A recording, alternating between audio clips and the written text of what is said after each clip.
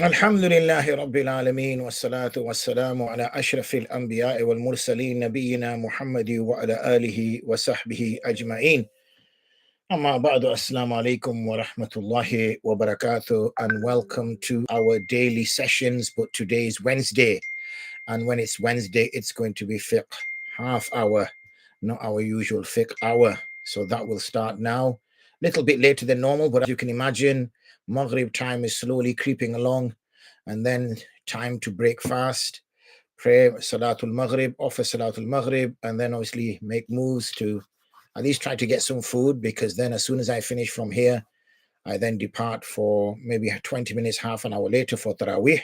So it's all go. So anyway, fiqh hour. So let's get the fiqh questions ready first, inshallah. So the channel is open for questions on here. I'm going to pick some questions up in the meantime from the groups, the Markaz al-Ifta wal Qāḍī gents group and the Markaz al-Ifta wal Qāḍī female group. Okay, so the question that we had, zakat orientated questions. The first question was, Assalamu alaikum Mufti, hope you're well. For zakat purposes, do we need to take into account points from cards such as Amex and Nectar? So, Mufti, hope you're well. I know in the past the Muftis used to give a fatwa saying reward points are not zakatable. Nowadays, the points are converted to pounds. Does the same rule apply? So, if you have a card or some which can be substituted for money, this opens a new conundrum. Before, you see, your points, depending on what you got the points on, could only be used for gifts and items. Nowadays, you can get these cards which can be exchanged for money. So therefore, we have to explore this mas'ala in a little bit more detail. The answer to that is that if you have a card which the points can be converted to items like pens, paper, table, laptop, whatever, okay, and money, then there is no zakat due upon it. Why? Because you've not decided what you're going to convert your points to.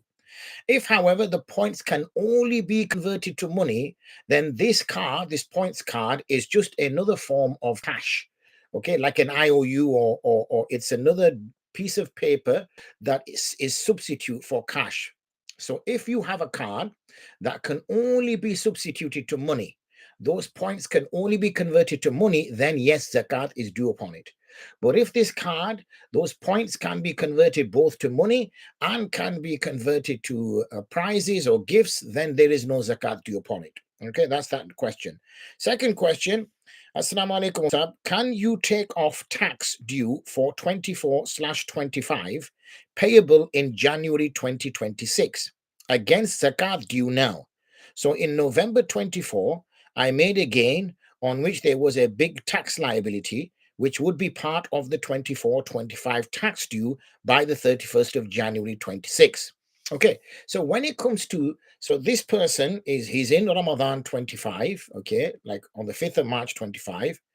The tax bill is due upon him now. Obviously, it came about in 24, but he's got to pay it in this year.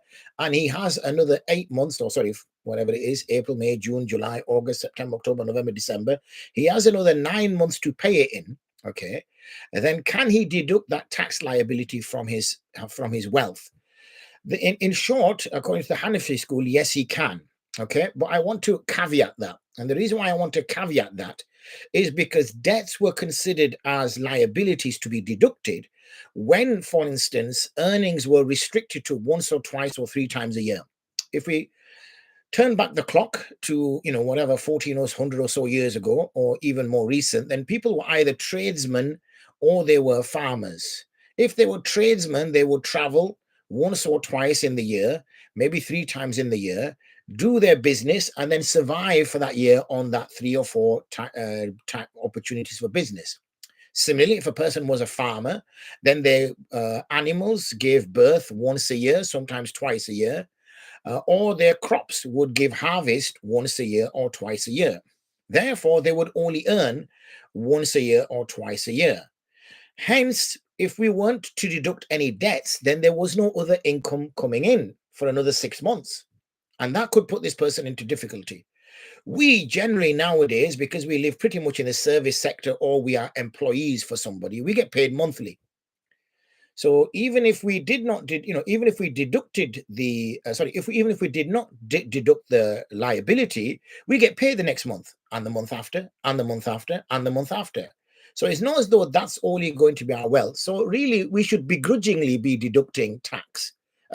Tax. We should be begrudgingly deducting our liabilities because we're not in that kind of circumstances. However, in the Hanafi position, one can deduct their debt that is due in the same Islamic calendar year. And the reason why I say Islamic calendar year, because obviously in Islam, the months are dictated by the sighting of the moon, and therefore it tends to be about 10 days shorter than the solar calendar, which is what the Gregorian calendar is.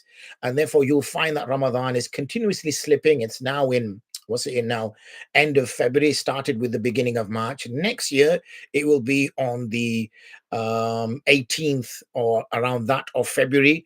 The year after, it will be on the 8th of February. The year after that, it will probably be on the 29th of January. The year after that, it will be around the 19th of January. And the year after that, it will be on the 9th of January. And in that year, which is about 2030, we will have 2 Ramadans in one Gregorian year, in December and in January. Okay, so that's that question answered. Next one.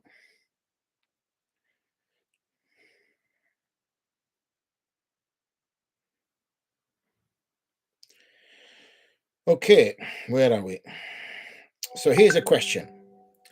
Assalamu alaikum, Mufti. I have a question on zakat. I have invested money into privately managed pooled funds where the managing agent would use the funds to buy, renovate, and sell real estate. The profit after all expenses and management fees are shared according to the percentage of the initial investment. Although I've never taken any money out of the funds as to accumulate profit for future projects, I have been paying zakat of my share each year. However, I have been informed that for future years, the managing agent will be paying zakat on the pool funds at one specific point, for example, the 1st of Ramadan. I'd like to know, would my obligation of zakat be fulfilled if managing agent pays zakat on the whole fund? Assuming investors have different dates when zakat is due, would my zakat count if calculated and paid earlier or later than my zakat anniversary? If zakat is paid earlier, then there's no harm in that. Okay, so one can pay their zakat before its due date. So if, say, your due date for zakat, which is your nisab calendar date, your nisab anniversary date, is on the 27th of Ramadan, and today you go to the masjid and there is a particular project which affects your heart, and you think, you know what, I want to give my zakat to this brother, this institute that is looking after orphans or something. But it's not your zakat date, because your zakat anniversary date is on the 27th of Ramadan and today is the 6th of Ramadan. Can you give your zakat early? Yes, you can. Similarly, if your zakat was due on the 27th of Ramadan, but it so happens that you didn't have cash at hand, for whatever reason, you had given your money to somebody that borrowed it, and they were supposed to pay you on the 26th of Ramadan, 27th of Ramadan comes, you don't have any money. You just literally have, a £300 and £800 zakat is due. So can you give your zakat later? Yes. So if, say, your money came on the 8th of Shawwal, which is about 10 days or so, 11 days after the day it was due, then you can give your zakat then. So yes, you can give your zakat ahead and you can give your zakat later. So with specific answer to this question here, if the managing agent is giving your zakat on the whole fund on behalf of everybody, and you are giving zakat and it comes a little bit before your anniversary date, or it comes a little bit after your anniversary date, then that's absolutely fine. Okay, so that's that one answered. Next one.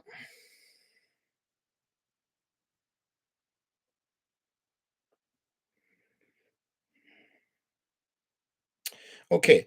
Salam, pray you are well. Someone has asked that 2 years ago they missed their whole Ramadan fast due to going to Dubai and Pakistan. So not really a valid reason. So is it just qada or kafara? Okay. So when a person does not fast at all and they made no niyyah to fast, then it is only qadha. So Ramadan comes and this person, for whatever reason, Allah forgive, decides not to fast. He doesn't make niyyah, she doesn't make niyyah, and they don't fast during the month of Ramadan. Now, obviously, we know that's a major sin because it is a fard act. And to omit a fard act is a very serious, grave sin, and one that can, put a person in a very difficult circumstances in the hereafter if they don't make amends and reparations. So in this case, this person has now realized the errors of their way, realized that they should have fasted. So what should they do? In this case, if they did not make intention at all, then that means they did not break their fast. Breaking a fast is when you make niyyah before suhoor, and then you do imsak. Imsak meaning that you now refrain from eating and you refrain from drinking and you refrain from marital relationships, and then 3-4 hours later you just break your fast for the sake of it. Then kafara is due.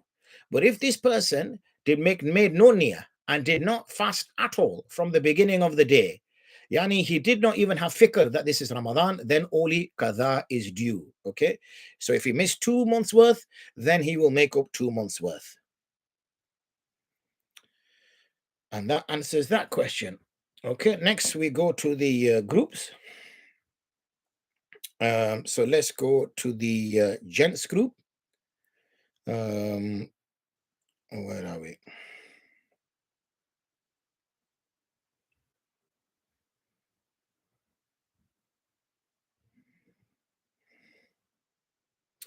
Okay, is it permissible for someone to fast if doing so is detrimental to their health? My mother, who recently had a triple bypass and is now on insulin, is determined to fast, despite experiencing 2 hyperglycemic episodes in the past 3 days due to not eating. The GP of the patient also has told her not to fast. Given that fasting increases her risk of serious health complications, especially when no one may be around, is there a clear Islamic ruling on whether she should refrain from fasting? I wouldn't say that there is a clear Islamic ruling in forbidding her to fast, okay? Because when we look at it, the only time when we are prevented from doing something is if that act is going to bring about death with certainty. And that usually means we stop ourselves from breathing oxygen, we stop eating, or we stop drinking, right? And now we know that a person can survive 8, 9, 10 hours without food or water. Obviously, she has a medical condition. She should take advice of the GP. That's a scholar saying that. She should listen to the GP and not put herself and other people in harm's way. But at the end of the day, it's her decision after she has heard that. So what should happen here is which scholar she takes advice from, which scholar's opinion she respects. Then there should be a conversation held with that scholar, and that scholar should advise her that she's putting herself in harm's way by fasting, and she should refrain, and she is forgiven. You see, because of this person's taqwa, because of this person's kind of love for fasting and thinking that it's weird that it's the month of Ramadan and I'm not fasting, because they feel like that. Hence the reason why, especially our elderly, because the thought of not fasting in the month of Ramadan does not even enter their minds. The thought of not praying salah at the salah time does not enter their minds. Unfortunately, we've normalized it. So for us not fasting in the month of Ramadan, we just kind of shrug our shoulders and say, you know what, I got to work, I got to go to school, I got to do what I got to do. Similarly, missing salah, we have that. But, I think she should be with hikmah, discuss to her that it's better for her not to fast because it's going to cause her harm. However, the decision is hers. One cannot forcibly say to her that you should, it's haram for you to fast. One cannot say that.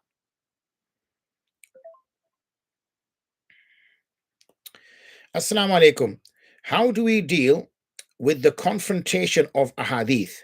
For example, what should we do if someone presents a hadith that does not seem to align with Islamic values on the surface, especially if it is considered sahih?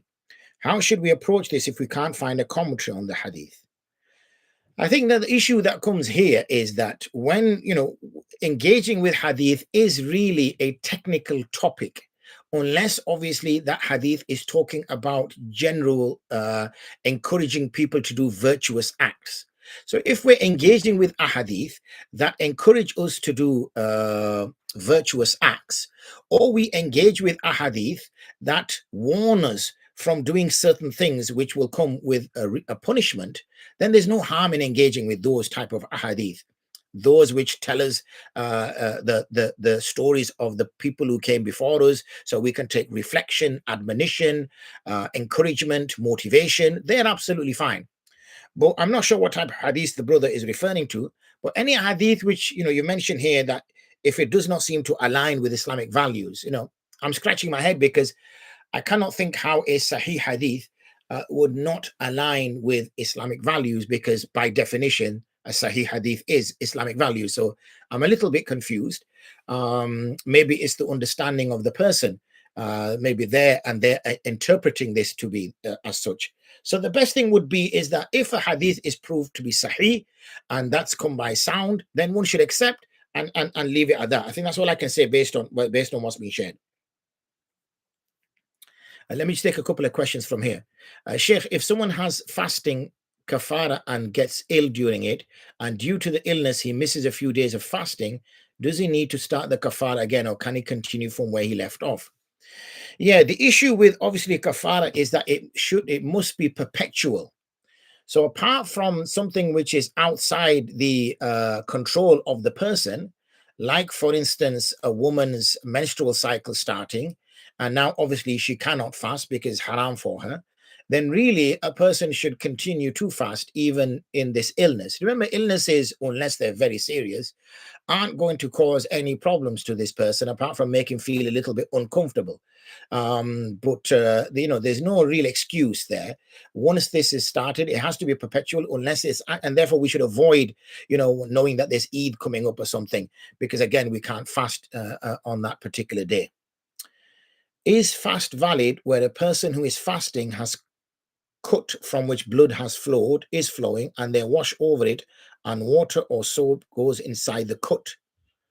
Yeah, there's nothing wrong with that. Fasting is to prevent a person from consuming something that would reach the stomach, usually through the orifices which are normally linked, i.e. the mouth, and obviously the nose, because that's the ear, nose and throat if you have a perforated eardrum, and obviously from the back cavity.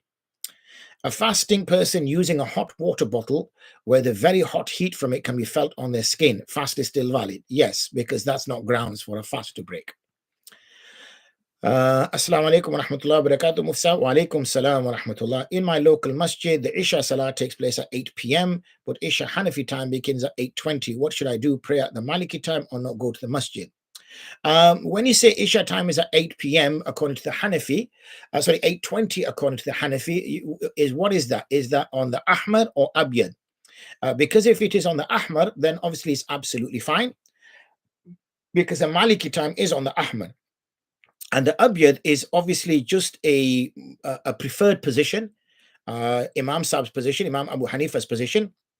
But we can, as Hanafi, adopt the Salah at Ahmar as well. So if it's Maliki time, then I'm assuming that it's Ahmar. If someone believed all the prophets and pious people will be resurrected with their clothes on, will this go against the Hadith? Well, it's not factually true, is it? The Hadith makes it quite clear, the conversation between the Prophet ﷺ and Aisha radiallahu anha, and his reference about when all the people faint, and notices that notices that Ibrahim al-Islam is resurrected before everyone else. Musa alayhi salam, and about the conversation about Musa alayhi salam's, whether his clothing is removed, and then there's a reference to the fact that when he was bathing and the Bani Israel were concerned, were casting dispersions on his physical attributes and claiming that he had some deformity on his private region, and in order for Allah subhanahu wa ta'ala to remove this blemish that was being spread around, this false rumor that was spread around, that Musa alayhi salam, when he places his clothes on a rock, the rock moves, and Musa alayhi salam gets out of the river and chases after it, and then he's disclosed. declothed, dethrobed, and as a result, the people look at him and notice that he doesn't have any deformity. So we would just adopt the sound position.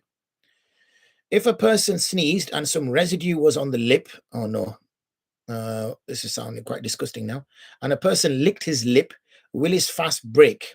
First of all, we make the assumption that this residue has landed on his lip, and I'm trying not to feel sick at the same time.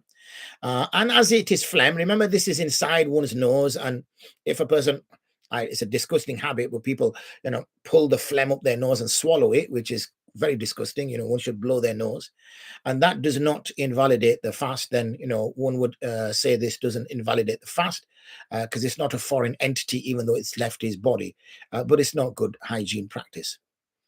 If water is gone through the front passage of the woman, does it break the fast? No, because we know from modern biology that the front passage of the woman does not have a connection to her stomach at all in any way, shape, or form, and therefore her wudu will not break.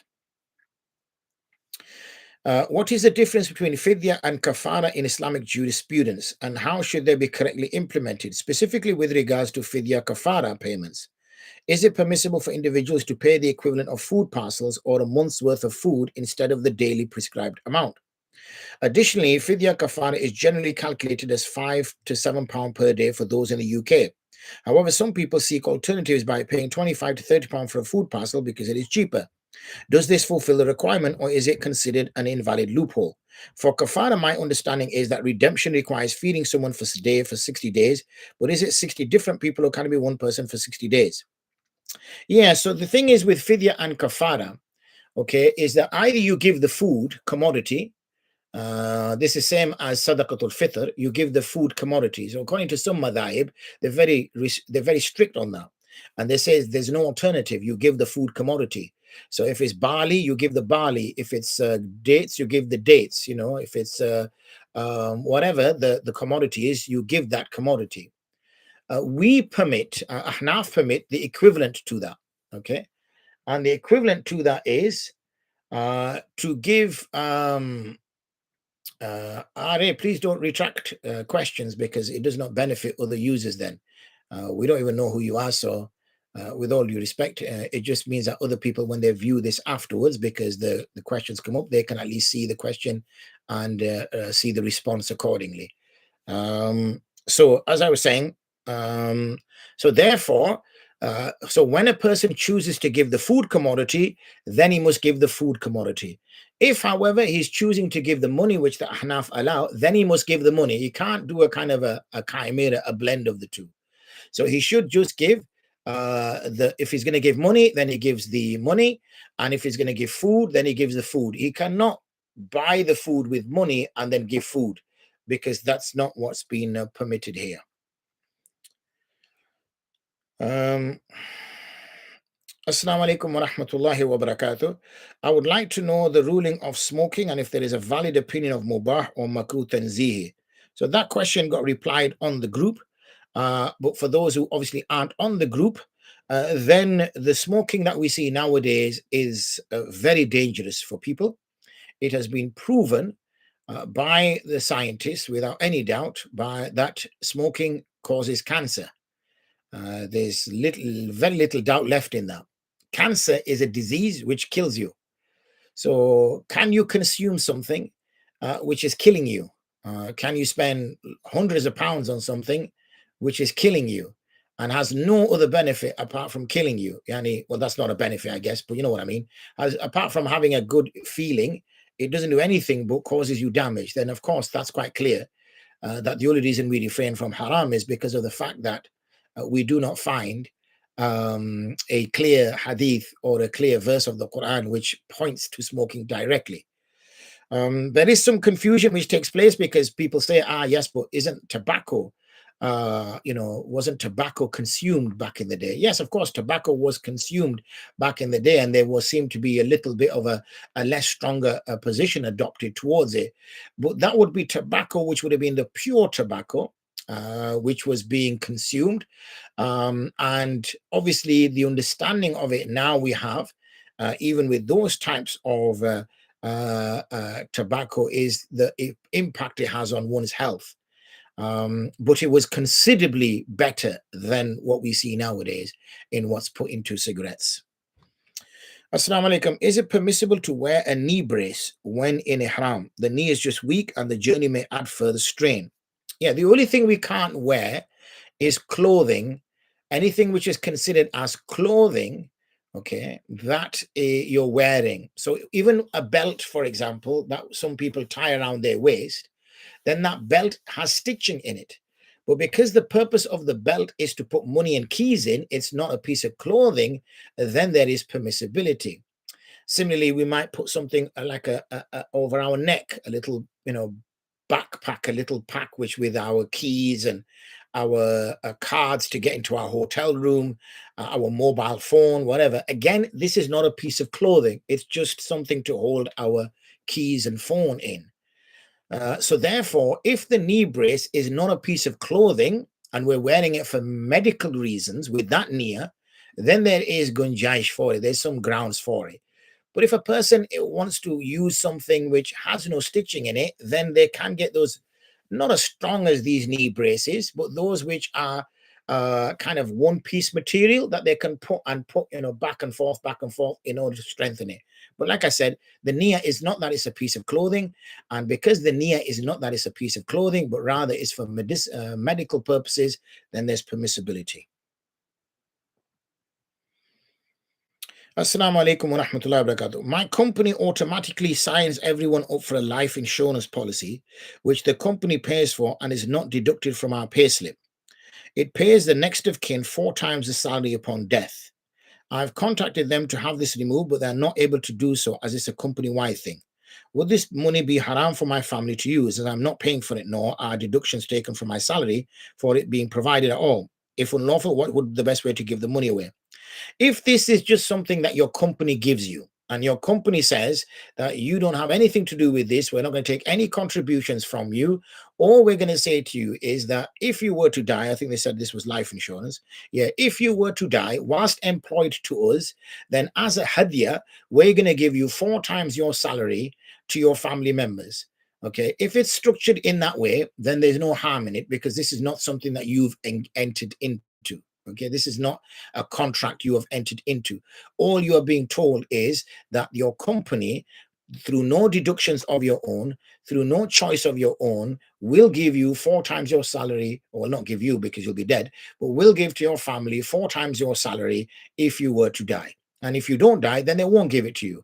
But it has no impact on you whatsoever, not based on any contributions from you, nothing from you. It's completely from them. Then that's a gift. Like, for example, your company might say that if we make X millions profit, we're going to share a profit share with all our employees. Or like when I used to work back in the day, sometimes they used to give you a Christmas bonus. So you'd get a 13th month salary all in one go on around Christmas time. That again is completely up to them. They're your employers.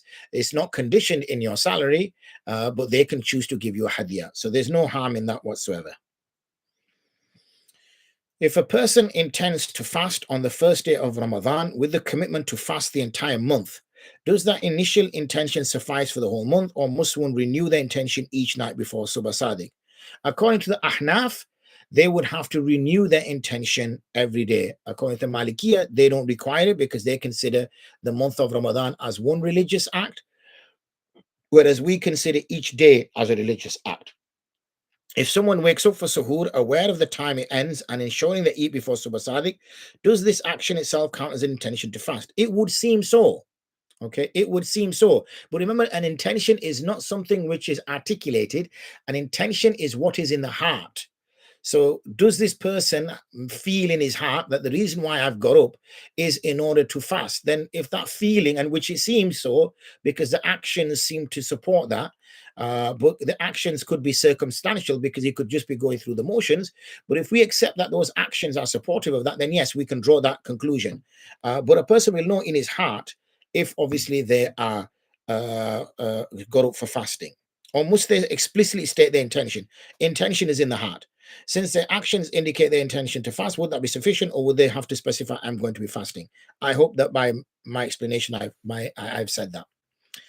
Assalamu alaikum wa rahmatullah. Question on behalf of a sister. She has her own home separate. She has two properties mortgaged and rented out. The rent pays the mortgage, and she has paid 50% mortgage on both. What does she pay zakat on? Well, if the rent is paying the mortgage and she has no rent left over, then there is no zakat due at the moment, because her properties are basically her source of income. And the rent, which would be what she would have if she collected it, she would have paid zakat on that, is all going towards a mortgage. I would assume she has an Islamic mortgage. If not, then her doing this is not permissible for her. And she should refrain from doing so. She should sell one property and then use that money, since she only owes 50% on it, to pay off the remainder of the other one and have that outright, because giving riba is problematic, to say the least. Question: is simply repeatedly saying astaghfirullah sufficient istighfar? No. When you're saying astaghfirullah, there has to be some connection to the sins that you've committed. If you do not commit sins that regularly, alhamdulillah, look at you, then you can just be saying astaghfirullah in order to cleanse yourself. But again, there has to be some connection with the mind. Astaghfirullah, because what you're saying is, I seek forgiveness from Allah. That's what you're saying. Astaghfirullah. I seek forgiveness from Allah. Right? So you've got to feel it. It's not just, you're not just saying, 7, 8, 9, 10, 11. You're not just saying something. You are making a confession, okay, to Allah. You're confessing a sin and you're asking for it to be forgiven. So there has to be some kind of intellectual and spiritual process going on there. Is there a recommended number of times one should say it daily? The Prophet ﷺ advocated anything between 70 and 100 times a day. Is there a set time in which one should pray salah? Or does any time before the next salah suffice? Is there a set time in which one should pray salah? Or does any time before the next salah suffice? I'm not sure what that means. Can a mother with a young, fussy, unwell baby pray qaza salah at the end of the day if praying individual isn't possible? It is possible. I know it's not easy, but it's a case of managing one's time. I've discussed this extensively about how that can be managed. Is it permissible to pray tilawat to put a baby to sleep or leave it on in the background? Remember, tilawat is something to listen to, something to connect with, but there's no harm in a baby listening to tilawat al-Quran. It's better than listening to anything else, as long as we're not talking over it and showing disrespect towards it. How would one calculate the penalty for years of missed fasts, 15 to 20 years? If they were to pay kafara, what would be the correct method to pay? Again, this missed fasts, if they did not make niyyah at all, then they would just be qada. And for 15, 20 years, it's quite simple. You would go by approximately 30 days every year, 30 times 20. I think that's 600, if I'm not mistaken. So you would have 600 fasts to make up. If a person does not feel that they have capacity to make 600 fasts, then they would have to give fidya for that. If I have a buy-to-let mortgage, which I'm trying to exit, I know I can't deduct interest repayments, but can I deduct capital repayments? If so, for how many months can I deduct? Yes, again, go back to my earlier answer with regards to mortgages and how that works for zakat. Debts and how that works for zakat. In this case, one may deduct 12 months or equivalent to 12 lunar months of capital payments that are coming up if we consider it as a debt. Let me just pick up now on the ladies group. I'm sure there were some questions we had on the ladies group.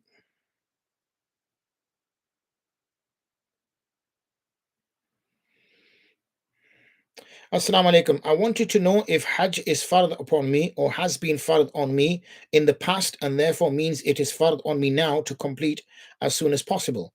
I haven't been in employment since getting married in 2015. In 2009, I accumulated savings of 5,000 through disability allowance. Most of it was spent on performing Umrah with my father and day-to-day expenditure. Since 2009, the most savings I have had, the only asset I had until marriage was cash. Until 2015, I got married, was 3,500 through part-time employment. Since 2015, my assets have remained at 3,000 and gold that was worth approximately 3,500. At present, I have savings of 3,000 and gold that is now worth approximately 9,000.